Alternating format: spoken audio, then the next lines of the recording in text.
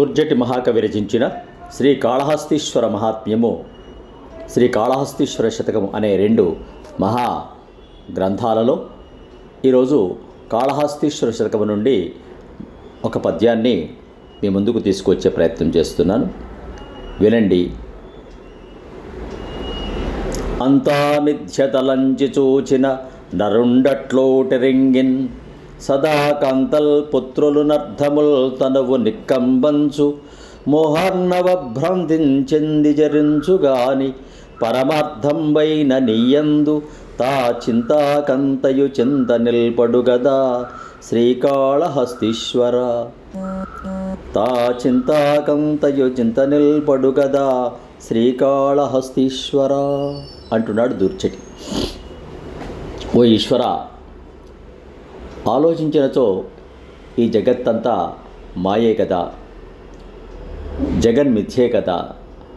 మానవుడు ఆ సంగతి తెలిసి ఉండి కూడా భార్య, పుత్రులు, ధనము, శరీరము అన్నీ శాశ్వతములని భావించి మోహం పొందుతున్నాడు.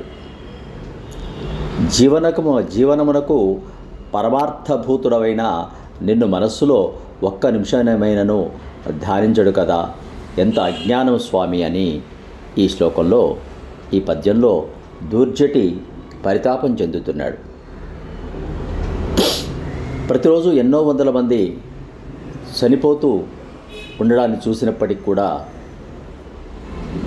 మళ్ళీ తను శాశ్వతంగా ఈ లోకంలోనే ఉంటాను అనేటువంటి భావనలోనే ఈ జీవుడు ఉంటున్నాడు. అది తప్పని ధూర్జటి చెప్తున్నాడు. శివుడి యొక్క సాన్నిధ్యమే శాశ్వతమైనది, దాన్ని తెలుసుకోవాలి. ఇది అశాశ్వతమని తెలిసినప్పటికీ కూడా శాశ్వతంగా ఉంటాననే భావనతో ఇంకా ధనం సంపాదించడము, వైభవాల కోసం పాకులాడుతూ ఉన్నాడు ఈ జీవుడు.